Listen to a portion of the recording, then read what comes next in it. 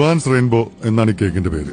Juan Lobo എന്ന ഫ്രഞ്ചുകാരി യുദ്ധത്തിന് പോയ ഭർത്താവായ ആൽബർട്ടിന് വേണ്ടി ഉണ്ടാക്കിയതാണ് ഈ റെസിപ്പി. സ്ട്രോബെറി കൊണ്ടാണ് ജുവാൻ ആദ്യ ദിവസം കേക്ക് ഉണ്ടാക്കിയത്. യുദ്ധം അവസാനിച്ചില്ല. വരാമെന്ന് പറഞ്ഞ ദിവസം ആൽബർട്ട് വന്നില്ല.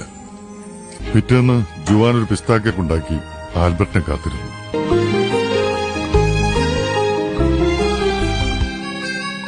പുള്ളിക്കാരൻ വന്നോ? വന്നില്ല. അവൾ അത് സ്ട്രോബെറി കേക്കിനോട് ചേർത്ത് വെച്ചു. ജുവാൻ തന്റെ മുറ്റത്ത് ആദ്യമായി കായ്ച്ച ഓറഞ്ച് മരത്തിൽ നിന്നും പഴുത്ത ഓറഞ്ചുകൾ നോക്കി പറിച്ചെടുത്ത് കേക്കുണ്ടാക്കി കാത്തിരുന്നു. യുദ്ധം അവസാനിച്ചു.